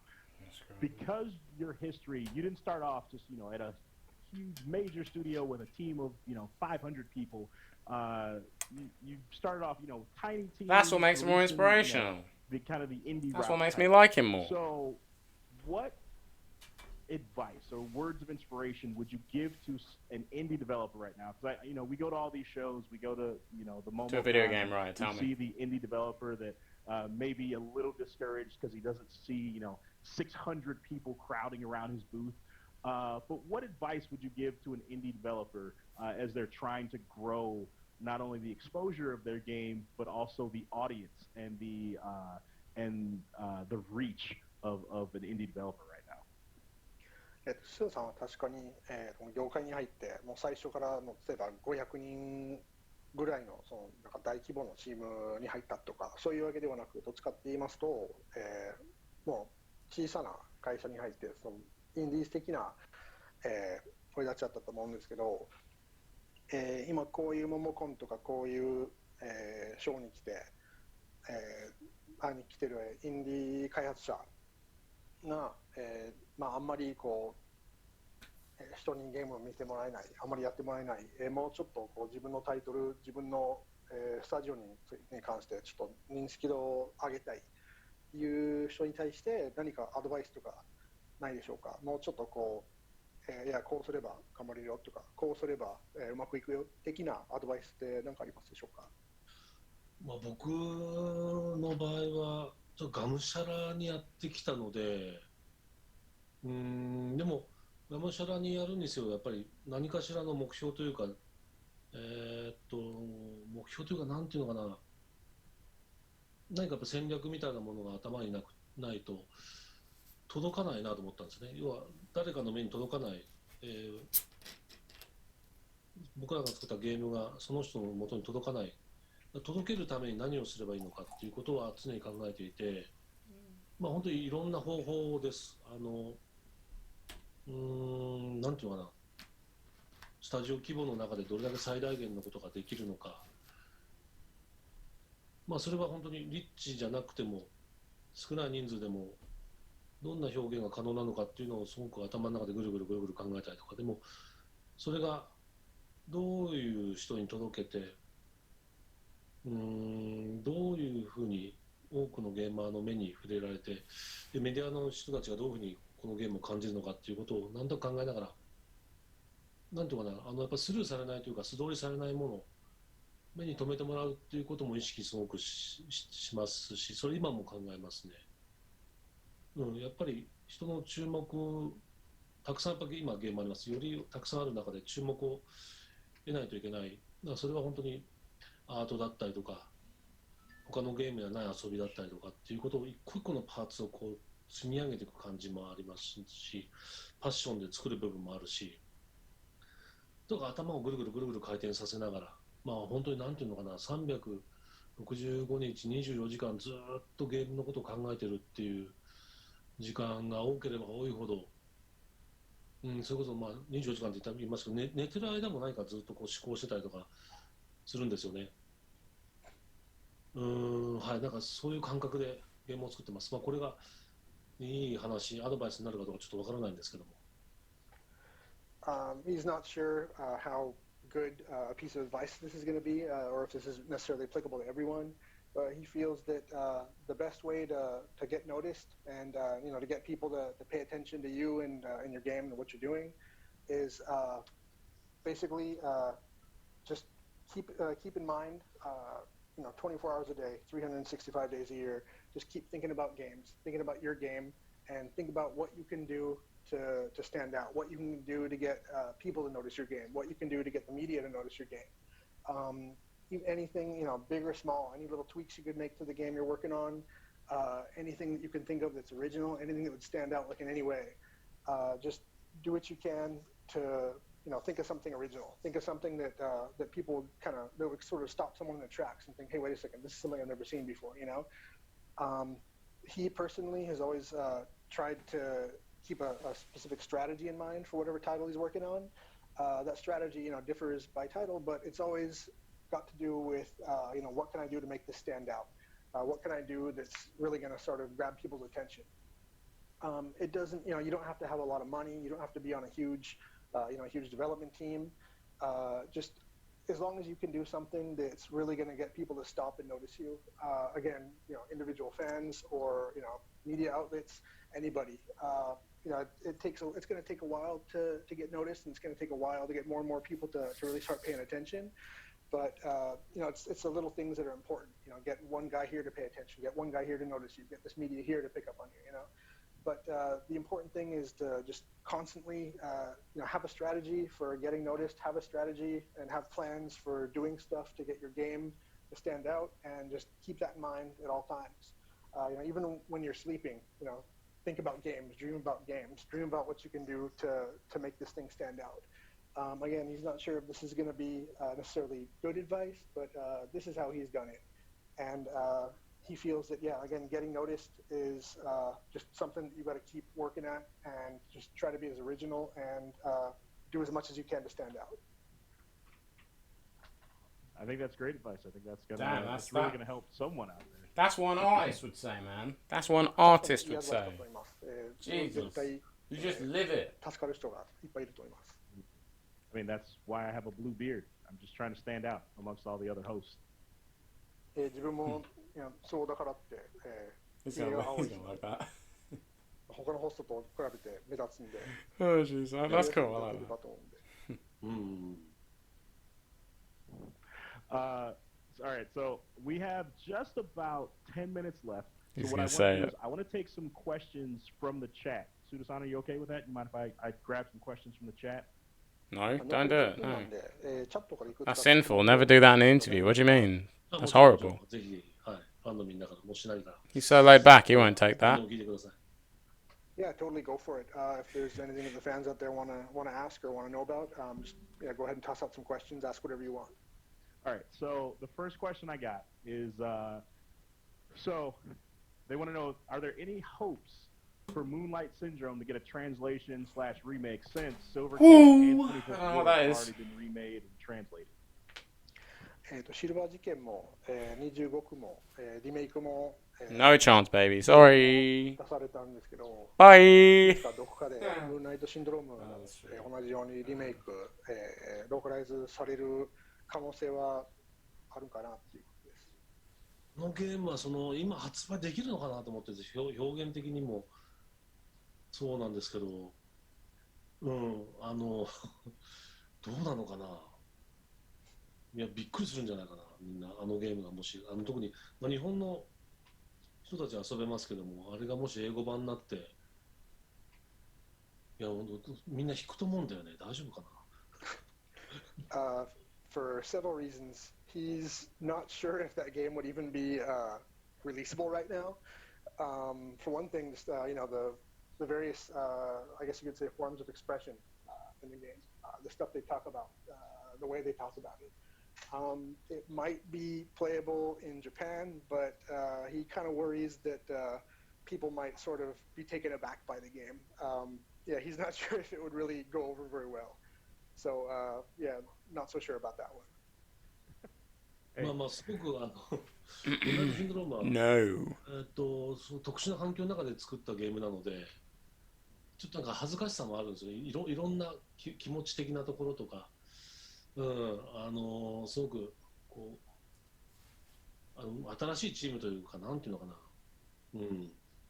特殊なゲームです。すごく特殊なゲーム。本当にどうなんだろう。リマスターとかリメイクしたらどうなんだろうな。買うMoonlight Syndrome, it was made in a really sort of a really specific and really sort of special environment. It was a new team he was working with, and things were just in general kind of different from his experience with other titles. And to be honest, I smoked a bunch of weed. There's a lot of stuff in the game that no, I'm kidding. I don't know what this game is about. Kind of embarrassed about. A lot of emotion went into the game. There's a lot of sort of emotional stuff for him that he's not sure how people would feel about seeing it now. Well, don't be embarrassed. And just another big question too is, would you people even actually buy it? Feel embarrassed over, man. Come on.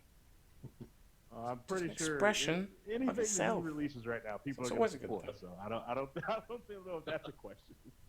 須田さん今何をリリースしたって、絶対応援してくれると思いますよ。そうだね。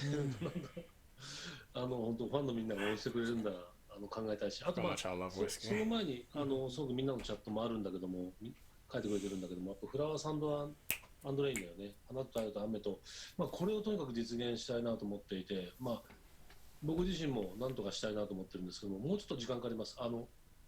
ぜひ作りたいと言ってくれてるすごく優秀なスタジオがあって、彼らとも何とか作る約束もしていきたいなと思いますし、早くゲームをヒットさせて、豊富な資金が手元にあって、それでちゃんと、自分たちで、ね作りたいなと思ってます。Yeah, his fans are always really supportive of pretty much anything he does, which is something he really appreciates. So, I mean, you know, he's sure there would be somebody out there Because we love that would you. buy the game if he put it out.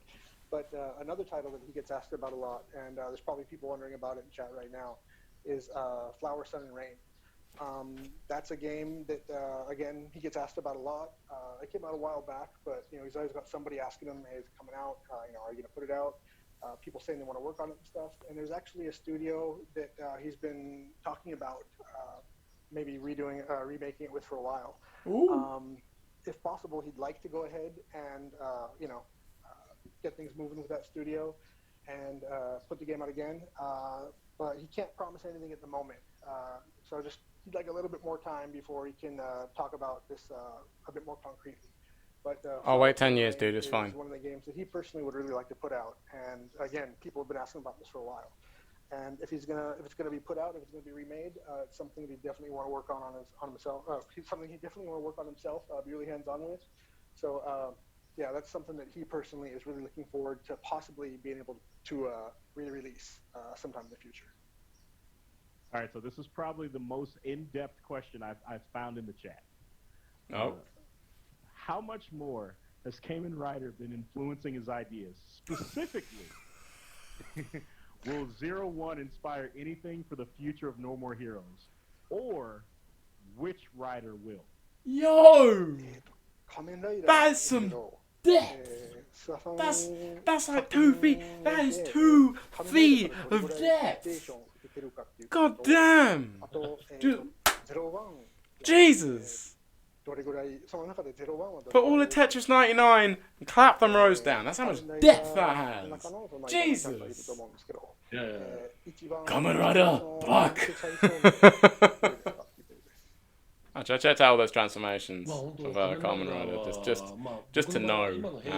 Just to know. 今も令和っていう時代なんですけども、僕の場合、昭和のライダー Please mention Gavon, please. 初代仮面ライダー V3、X とかっていうのをあとストロンガーかな、リアルタイムで見ていて、まあ子供の頃からまずその刺激を受けて、特撮も大好きで、アニメも大好きだったんですけど、特にやっぱ特撮ヒーロー大好きで、まあその中でも仮面ライダー別格で、でもその子供の頃僕がまだ何歳かな、6歳とか5歳、6歳、7歳ぐらいだと思うんですよ。その頃好きだったものがいまだにまだ続いているというこの、まあ、歴史、まあ多分アメリカでいうと本当アメコミヒーローと同じだと思うんですけども、そのぐらい僕らにとっては仮面ライダーっていうのはすごくこう根付いてる、定着してるんですよ。Thank you, Josh. That's the best. 特に好きなのは僕は龍騎からですかね。平成でいうと仮面ライダー龍騎はすごく大きなインパクトを得ました。まあ13人の仮面ライダーが殺し合って最後の一人になるまで戦うっていう、もうストーリーもすごかったんですけども、ライダー同士が殺し合う、戦い合うっていう設定もすごくて、まあやっぱそれは大きなインスピレーションをもらいました。まああともちろん01今見てます。01はですね、モチーフがまたバッタになったんですよ。グラスホッパーになりました。やっぱり仮面ライダーってバッタなんですよね。グラスホッパーなんです。まあ実はグラスホッパーって会社名の由来にも仮面ライダーが好きだっていうのもあって、僕らのオフィスには初代仮面ライダーが置いてあります。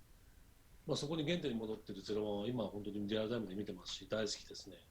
もう最高にかっこいいです。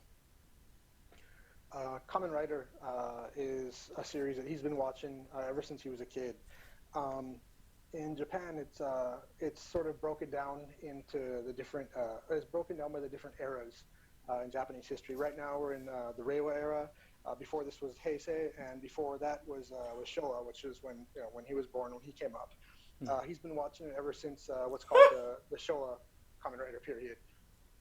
He's always particularly liked some of the older ones. For example, like V3 X. One that he's really into right now is. Sorry, I'm not sure if the title's the same in English, but Ryuki. There's 13 Kamen Riders all sort of fighting against each other to the death. That's something that he always thought was really awesome. Also, visually, Kamen Rider has always been sort of grasshopper-ish. And Kamen Rider looking sort of like a grasshopper is actually part of the reason that he decided to name his company Grasshopper Manufacturer. If you go to the Grasshopper offices, they've got like a big-ass Kamen Rider like model standing up there.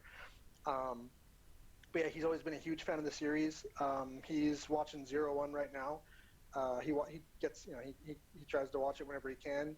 He's always been a big fan of the tokusatsu genre in general, but among the different types of that, Kamen Rider has always been the biggest for him. And so yeah, as far as which Kamen Rider characters or which versions of Kamen Rider he takes lots of inspiration from, again probably Ryuki and the current 01. Those are definitely been really big influences for him, and those are definitely things that he's going to continue to take inspiration from for future titles also. Yeah, everybody in the chat wants to know this question. Oh, God. I've been getting this we've done this for a few years in a row. Everybody wants to know. I get it in my DMs. I get it on my Twitter feed. Spicy DMs. Will I be a secret character in one of your games? I love that. That's such a good question. No, you already are. You didn't see No More Heroes 2? ジンさん自身が、シークレットキャラクターとしていつ須田さんのゲームに出てくるのかっていうことです。いや、そうだね、スケジュール的にもうヒーローズ3間に合うかな。次ネクストかな。ちょっとわかんない。オッケー。うん。必ず実現させようね。Yeah, schedule-wise, he's not sure if it would be able to be doable in time for No More Heroes 3, but maybe for whatever comes out after that. DLC. For now, let's just say that we'll make it happen somehow, someday. So there you go. Guys, that is our time. Once again, I want to say thank you so much, guys. Put some. Yo, they actually must completely dodge No More Heroes 3. Thank you so much to Suda51 doing this panel yet again. I hope you guys got. That's some Ultra Instinct shit right there. That's really impressive. Suda-san, thank you so much. It is always a pleasure talking to you. Holy crap, that is impressive. Everyone, I appreciate you so much. Are there any final words you want to leave with the panel? 最後に一言何かありますでしょうか。大丈夫、なんかもう終わっちゃってる。Pick these words apart as hard as you can. 大丈夫だ。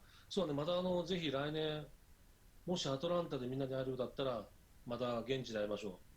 多分おそらくモモコンのみんなまた呼んでくれると思うので、そうだね、来年本当にみんなと会える時代になっていることをすごく願いたいと思います。ね、ハリウッドともまたぜひ会いましょう、モモコンで。He's really hoping that next year's Momocon, he'll be able to get down to Atlanta personally, see everyone personally and directly. Hopefully he'll be invited again next year. So Hollywood, you yourself and all the fans, he's really looking forward to seeing everyone in person again, hopefully next year at Momocon. So thanks a lot for having him, and he can't wait to see everyone in person. Thank you guys so much for hanging out in the panel. I appreciate you guys. On behalf of Suda-san and myself, Hollywood Gene, we'll see you guys next time. And of course, we can't leave it without a thank you, Suda. Thank you, Suda. Thank you, Suda. Thank you, Suda. Thank you. See you. Bye-bye. Oh my God, Suda. Koichi Suda, you are the cutest man alive. Oh my God. He's like the cutest and coolest dude. Thank you. ありがとうね. Thank you. Arigato. Oh, so cool. So cool. But yeah, that was a great time. Let's see what else is on the rest of the schedule. What else are we going to be messing around with? So, a pizza party podcast live in quarantine. I don't know what a pizza, so I'll miss out on that part. But, there's an online cosplay showcase, so that's going to be fantastic. I'll catch up on that. I might catch up on that. But, yeah, that's been our fantastic time. And give you guys a brief tour of the Momocon Island. Oh, that's so cute! That's so cute! That's adorable. My girlfriend's been playing Animal Crossing New Horizon like crazy, man. Like, we've even had video calls and yeah, we got Godzilla right there, baby. And it's just been so adorable. There's some video calls when we like barely talk because she's so focused on Animal Crossing. She's really committed to her island, man. It's so cute she's committed to her island that much. It's so adorable. Man, these guys are doing it right on this island, man. They're doing it right. That's awesome. It'd been awesome to have more people like aware that this even exists, because then they get people who's sitting physically in this little showcase and in this little panel room. That'd be beautiful. But yeah, that's really awesome seeing Suda Suda51 just doing anything because he is that cool, that amazing, that friggin' lovable, and that much of a goddamn rock star that you just find him cool just doing anything. You're just like, yo, say anything, do anything. I don't know what it is. I'm hoping it's not me fanboying too goddamn hard. Actually, it probably is, because I don't know, when I really give a crap about like a freaking awesome person, and I just don't, and I actually find it difficult to pluck them apart or whatever. I'm just like, yep, I guess this is love. Yeah, that's fantastic. I was actually really impressed that we just didn't see anything more about No More Heroes 3. That's actually hilarious that we didn't get anything else other than just like, yeah, yo, just going to jump immediately to the No More Heroes 3 subject topic. The only thing that's burning in a lot of people's pockets for 2020. Like, and then they just fade out off and away from that. Just, that's hilarious. Oh my god. See, the funny thing is though, especially is like, I was Googling this the other day, just No More Heroes 3. I think I Googled No More Heroes 3 specifically.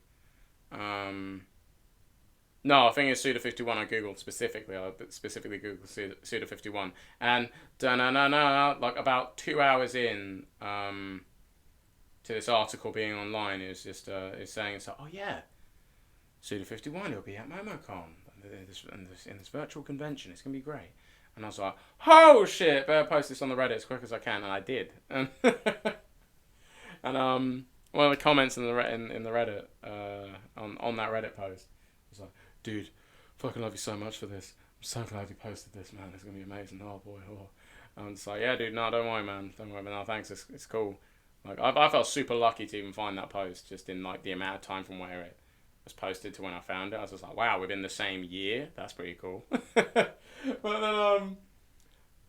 then there's another event that's posted after, and that's a New Game Expo, a New Game Plus Expo. And I'm like, you know what? It'll probably be that event when we actually get to see anything to do with No More Heroes 3. So I'm like, yeah, dude, don't chuck all your eggs in this basket. I'm just gonna be happy to see Suda51 just do anything. And Suda51's Twitter is friggin' adorable. I friggin' love it. Like, it's so cool to see him just like, yo, I'm playing this game right now, and there's this one too, and I'm just like, it's like, yo, it's just so cool. But yeah, it's almost like soon as that next event came up, and it's literally directly a month after, it's literally the 23rd of June. I'm just like, yep, yeah, it's just gonna be that instead. Adrian VJ, where have I seen that name before? Just seen that in the Twitch chat. Where have I seen that name before? Adrian VJ. Don't know. Anyway, probably somebody bad me on Bad Company 2 or something. I don't know.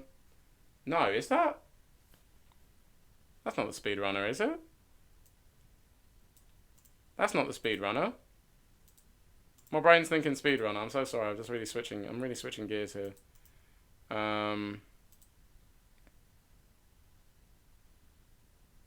No. Yes, it is. Yes, it is. Good job, Mikkel, with Mikkel / The Passion. That's known as The Passion. Having a fair bit of whiskey. Suplex 51. Wow, Suplex 51. That's like that's my new favorite person in this chat right now. That's pretty damn cool. God damn, that's cool. That's a cool last name. Oh, have I scrolled? Oh no, I goofed up. I can't see his name anymore. Dude, I knew it was Adrian VG. Of course he'd be here, dude. He specifically speedruns Suda51 games. That's amazing. I want to pester him for an interview just to be like, dude, what's like, when it comes to No More Heroes, how do you get the suplexes you want? That's the only reason I talk to him. Like, he tells me that. I'll be like, peace out, dude, bye. Like, no, I'd actually want to sit down and actually have a genuine interview with him. But now, anyway, so I've lost my train of thought after just seeing, just after fate being so kind for me to just dot over and notice that name. Because that Adrian, Adrian VG is like, it seems secretly one of my favorite YouTubers. Just because I'm like, yo, you speedrun No More Heroes games. But anyway, so, oh god damn it, I've lost my train of thought. I've got a fair bit of whiskey in me. I've got about, I think it's about 6 to 8 fingers of, no, 6 fingers of whiskey. And what I mean 6 fingers of whiskey is literally relevant to the amount of liquid in the bottle. That's the only way I can measure it right now. Because I don't have shot glasses in here. I wish I did have some shot glasses in my room, because that made me the trendiest, coolest teenager ever. Why am I saying teenager? I'm 26. But yeah, that's some Ultra Instinct level stuff on how to dodge No More Heroes 3 in this entire conversation. That's hilarious. But yeah, it's definitely going to be New Game Plus Expo when we get to see any No More Heroes 3 stuff, because they typically show gameplay demos and trailers and at least confirm when the games are coming out. That's going to be amazing. Yep, No More Heroes 1 and 2 on Switch. Yeah, I need... Lego 18, I need that too. I need that so much. People are still like, yeah, long live. People are still like, yeah, I love you, Suda. This chat's great. This chat's amazing. Oh, so funny they managed to dodge that. That's literally some Ultra Instinct level. That's some Ultra Instinct Omen kind of level. Not Master, dude. Because Master just went so over the top to a point I was just like, wow, it's almost like I just don't need to watch the show. Because how extreme this is getting. It's just getting nutty for no good reason now. But that's nuts, man. Just... But you know what? It shows that Hollywood Gene is like well and truly a gamer and well and truly a fan of Suda51's work. Like, I've never seen Hollywood Gene, and I've always scaled his power level within that interview, and I'm just like, yo, you're a cool dude. Jesus, I would have done the same. That would have been just straight after hello. Like, yes, I know My Heroes 3. You got anything for us, Suda-san? Oh, that'd been crazy. That would have been crazy. To actually have any information about that. I think it would have been too much for me. I think I would have screamed at the top of my lungs, and then she would have just ran out into the street barefoot, just being like, yeah, still releasing in 2020. Suda51 could just say just that, and I'd be just like, woo! Woo! I would have lost it on just that. That would have been hilarious. Oh my goodness. But yeah, I'm very certain it'll come out 2020. Like, I don't think with the whole lockdown and pandemic and all that sorts, that really would have delayed No More Heroes 3 all that much. I feel like for some weird reason I had it in my head that it would be coming out in June. Don't know why, but definitely an autumn release. That's just my guess. An autumn release, because especially now that we got New Game Plus Expo on the way now, and it's near the end of it. If it was near the start of it, it'd definitely be like, yeah, it'd be a summer release easily. But no, I definitely think it'll be in the late autumn. Actually, let me have a glance at those months. Let me take a gander. Oh, Kamen Rider 01. Yo! I never got into that show, but I'm just like, that was amazing to see. So, autumn is September, well, for at least the UK out here. We consider that to be the 22nd of September. The start of autumn and the end of autumn is the 21st of December. That is just weird. I would assume it'd be like late November or something, but that's strange. But anyway, so so that's my guesses. It'll be around about that kind of time, September to December, when Travis will rock on in. If he rocks on in around about Christmas time, I will actually... That'll be the one time... I'll cry of happiness for one thing, but I'd actually cry on Christmas Day. I'd wake up in the morning and there'll be tears on my pillow from just the sheer amount of hype. Like, the hype train will be that strong and be that... seriously that strong, to a point that I'm just like, yep, I'm here. I lived up to this point, to this magical day. No More Heroes 3 on Christmas. Like, that'd be the craziest Christmas day ever. Like, because my birthday's in November, right? So, Christmas and my birthday, sometimes that literally blurs. Sometimes that blurs. I know it sounds a bit stupid considering it's literally a different month, but there's honestly some presents I get just so hyped for that it feels like the hype is just broken all the way through from my birthday to Christmas, or like vice versa. Just being like, yo, it's been so amazing and so hyped that just, boom, it just went backwards in time. But yeah, so my absolute favourite present, and I believe it was on my birthday. No, I'm actually literally divided on that. I'm pretty sure. Yeah, I'm half and half on this present, right? If it was either at Christmas or it was on my birthday. But this is what it was.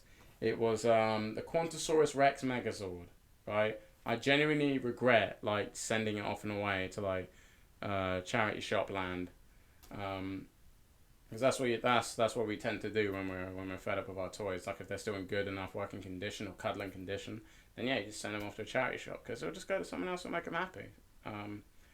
And yeah, it's the Quantosaurus Rex Megazord. It's the remote control one when you had the the frickin' Morpher, the frickin' Quantum Morpher, man. That was nuts. Because at the time, the Quantum Ranger was straight up my favourite Power Ranger of all time. And he still is. Because, well, for one main reason, he was lucky enough to land into the one of just the most well-written Power Rangers series, at least for me when I was a kid at the time. I was genuinely like, wow, this is actually a good ass story. And Claymality? Yo, I need to look that up later. Claymality? That's very interesting. Yo, yeah, this is nuts. This is pretty cool. But yeah, it's Primal Rage. I think that's Primal Rage I'm looking at. But yeah, considering, the Quantum Ranger was in like probably like among the most well written Power Rangers stories, Power Rangers series, man. So yeah, I'm getting hold of that Quantosaurus Rex Megazord as a present. As a kid, as a fan of Power Rangers, was literally the nuttiest thing ever, because you could drive it around with the Morpher and stuff. I think you could speak into it and tell it to do stuff as well. Yeah, you could. And it even came with VHS tape, and it gave you a tutorial on how to use this thing. That was the craziest thing about as among the craziness just in general that this Megazord that you can remote control is among that craziness and that bubble that existed in. I was just like, wow, this is nuts. I felt like I was in the future. I was probably like 10 or something like that. I can't quite remember how old I was. But that was amazing. And yeah, you could drive it around. You can literally tell it to morph between the I think it's more like a sort of fighter mode, like a robot mode, between the robot mode and the Quantosaurus Rex mode, like the T-Rex kind of looking mode. That was amazing, man. Like, I felt like I was almost like part of the show, just booping that button. But then it really hammered in that like, yo, this is a toy, and you got to leave it alone for a couple of seconds while it does this, because it literally does this. It literally like but I can't remember if it was the device itself or the Megazord itself or the toy itself. Like you tell it to morph and it just goes morph, morph, morph, morph, morph, morph. And you're hearing all the ratchet joints and stuff going, and it was crazy. It was crazy to see that thing just transform all by itself, because Transformers Armada and Energon, that was on the telly around about that sort of time period as well. So going from seeing a transformation of a giant robot on the telly to then seeing the physical toys, and you just chop and change and transform it around yourself.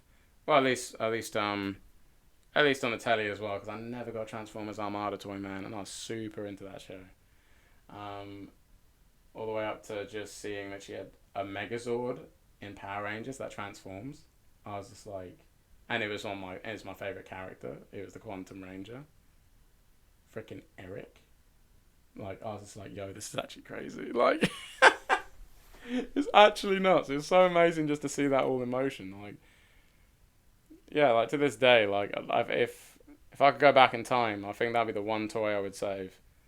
I would save and just keep for the future because, man, that's a good ass toy. But yeah, I don't know how much to go into that Tower of Babbling. A Tower of Babbling, indeed, Jesus. Wow, it's gonna be great to check this recording out and see how I managed to get to there, to get all the way up to here. Yeah, power of Jack Daniels, man. Among me just being me, because yeah, I just babble, dude. I just talk a lot about I get my heart behind a lot of different things that just bring me. It can bring me like a little bit of joy, and I'm just like, whoa, this is the greatest thing ever. And just years down the line, I'll be like, yeah, that's a fantastic day. This is a great little moment. And I think that's partly how I even came up with calling myself DePassion on YouTube, because I put my heart behind a lot of things I really seriously enjoy. Like, I seriously enjoy Vanguard. I seriously enjoy video games. I seriously enjoy anime and just animation in general.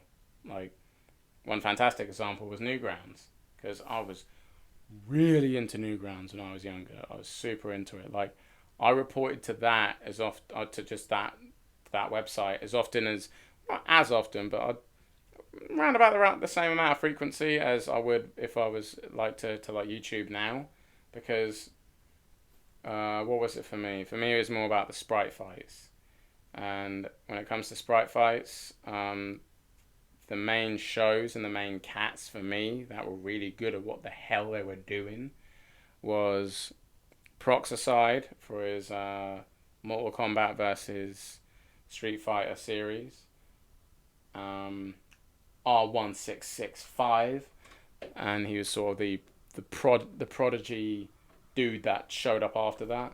That shindig, because Proxicide just was this, in my head, was like this living legend. Just did these 3-4 animations with anything to do with Mortal Kombat and Street Fighter, then just pieced the hell out, just no announcement about it or whatever, just like tested his limits and left. So I felt like a true legend right there. So then R1665 just popped in and just like gave us, I think we're up to 3-4 episodes. No, we're up to 4 episodes on his VG Exile series. Like, check it out, man. Like, it's honestly amazing. So good. His episode 2, and that is Gambit versus, I think it's like a Saber Wolf or Tabot or Tabot, something like that. Some sort of a werewolf, right? That episode, VG Exiles episode 2, that introduced me to literally one of my favourite songs from Cybreed, Ego Bypass Generator. And as me like evolving into a JoJo fan and I'm evolving into my purest form of like making myself an OC and having my stand called EB Generator, baby, because I want to sit down and take apart, like, and study up on X-Force. You can blame X-Force, the YouTuber, for this, especially because I think that's his method of like taking apart and studying up on a JoJo character and a JoJo character's stand as well, how he takes it apart and examines it and stuff. I'm just like, that is literally the formula you got to use if you want to make an OC for a JoJo character. If you can't imagine X-Force, or maybe not the bad guy, or Caleb AI, like, analyzing your character, however you make them, and they can list all the shit out that your character's about. If there's a gap in that, like, nope, you've done your OC wrong, start over. Make your stand again, baby, sorry. And make it relevant to a song as well. Jesus, actually, like, to the meaning of a song, the context of the song, how it's made and stuff. But yeah, sorry. So yeah, it was R1665, Proxicide, and D-Sun. Those are my... And no, I cannot forget the legend himself. Alvin Earthworm as well.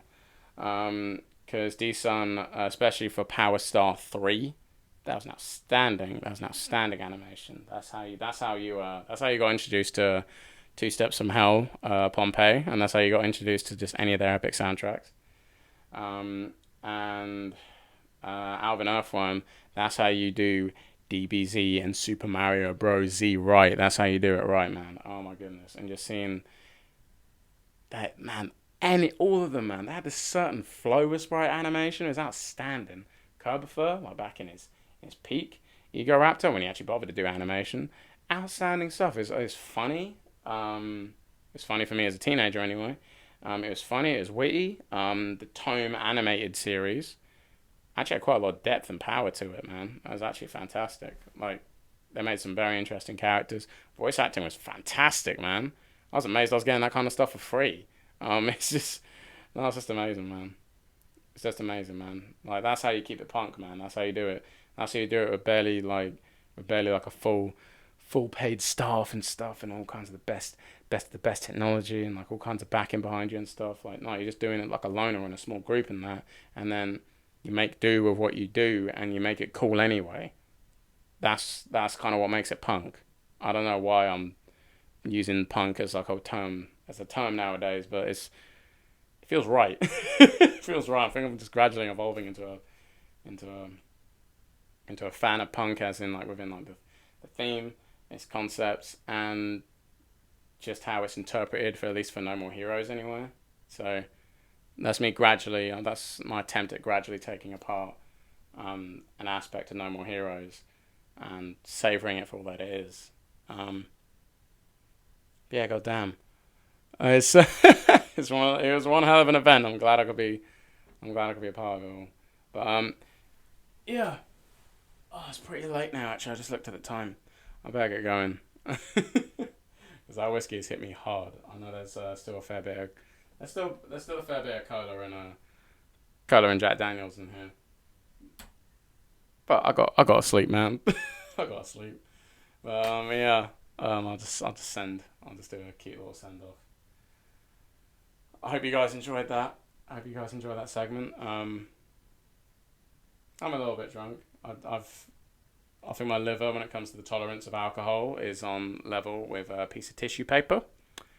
Not on level of Bounty, because even though one sheet does plenty, my liver can't do plenty more of these shots and plenty more units of whiskey. Can't be of alcohol. Can't be done. Yeah, this has been The Passion, also known as McCallum. I'm glad you tuned in for this Momocon segment. I think it's literally my longest video. I might chop this down. Might do. But until then, take care. Bye bye.